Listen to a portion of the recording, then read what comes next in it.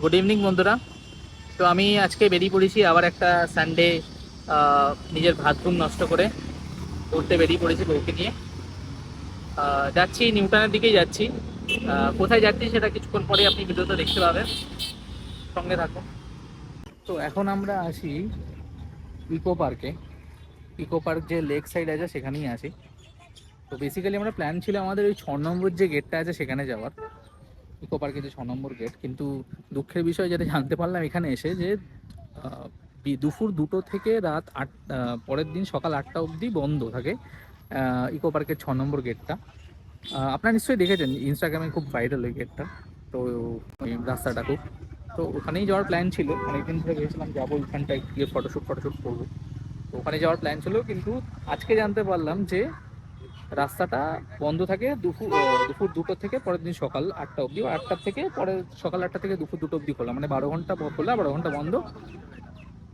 তো এটাই হলো ব্যাপার। তো এখন আপাতত এখানেই একটু টাইম স্পেন্ড করছি, দেখা যাক এরপরে কি করি। জায়গাটা খুবই সুন্দর, জায়গাটা মানে সাজানো গোছানো।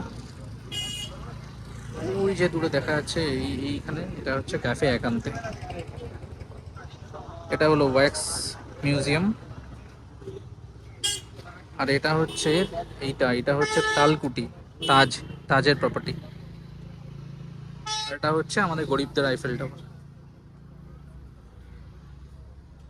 তো মোটামুটি সবকিছুই আছে, সাজানো গোছানো জায়গা। আসতে পারেন টাইম কাটানোর জন্য এই গরমের মধ্যে।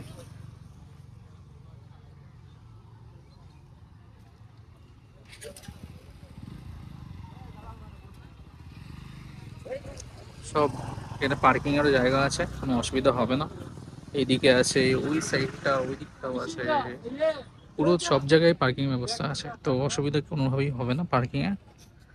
আসতে পারেন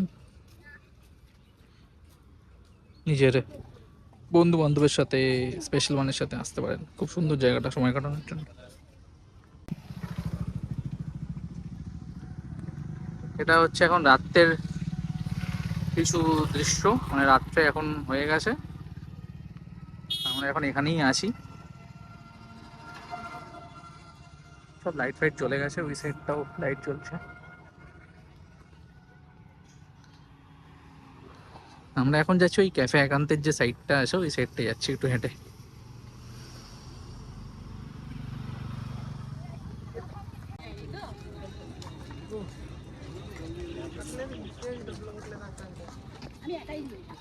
এটা হচ্ছে ক্যাফে একান্তে এন্ট্রি গেট।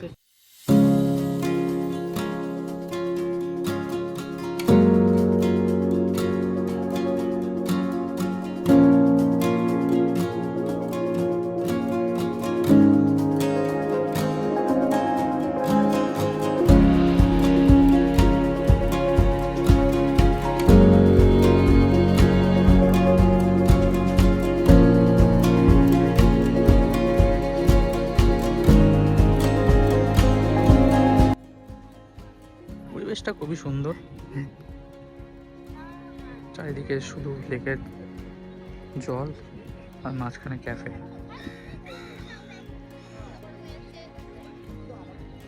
পরে হাই রাইজ বিল্ডিং, আর এখানে খোলা আকাশ। সবই ভালো, ক্রাউডটা প্রচণ্ড বেড়ে গেছে। অবভিয়াসলি এত ফেমাস জায়গা, ক্রাউড তো হবে। এই শটটা দেখে মনে হচ্ছে আমি কলকাতায় নেই, কলকাতার বাইরে কোনো জায়গায় আছে। খুব অন্যরকম একটা ভাইব আছে এখানে।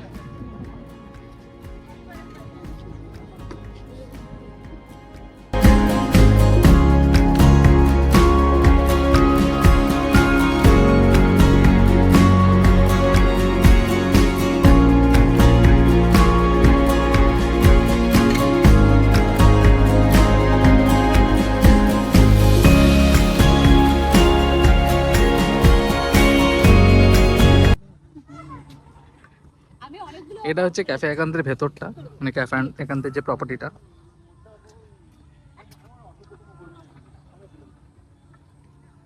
এটা হচ্ছে মেন ক্যাফে, সাদা বিল্ডিংটা যেটা দেখছেন। এখানে চাইলে স্টেও করতে পারেন, দেখতে দূরে দেখতে পাচ্ছেন ছোটো ছোটো কটেজ আছে, চাইলে স্টেও করা যায় এখানে। এটা ক্যাফে কান্তিরই প্রপার্টি, একটা বসার জন্য করেছে, বাচ্চারা খেলার জন্য। আর এটা এরকম না যে আপনাকে ক্যাফেকান্তে মানে বসতে হবে বা আসতে হবে, এটা আপনারা মানে এমনিও আসতে পারেন, এখানে বসতে পারেন, সময় কাটাতে পারেন। ঠিক আছে, সুন্দর জানিয়েছে প্রপার্টিটা। এরপর আমরা চলে গেছিলাম এই সোনাঝুরি হাটে। এটা বসে হচ্ছে বেসিক্যালি অ্যাক্সিস মলেরই পাশে। সোনাঝুরি হাট বিভিন্ন শান্তিনিকেতন, বোলপুর সাইডের যত শিল্পীরা আছে তারা তাদের জিনিসপত্র এখানে নিয়ে আসে বিক্রি করার জন্য। তো এখানে কিছুক্ষণ আমরা টাইম স্পেন্ড করে আমরা তারপরে বেরিয়ে যাই। তো আশা করি আপনাদের ব্লগগুলো ঠিকঠাক লাগছে, খুব ভালো লাগছে বলবো না, কারণ আমি বুঝতে পারছি যে আমি যেরকম কোয়ালিটি আপনাদের দেওয়া উচিত সেরকম হয়তো দিতে পারছি না। চেষ্টা করছি যাতে আরও কামিং টাইমে আরও আপনাকে ভালো কোয়ালিটি ব্লগ দেখাতে পারি আপনাদেরকে। আহ, সাথে থাকুন, পাশে থাকুন। আহ, আশা করছি সামনের ব্লগগুলো আরও ভালো হবে। তো ঠিক আছে, থ্যাংক ইউ। চেষ্টা করবেন যদি পারেন তো সাবস্ক্রাইব করার। Thank you.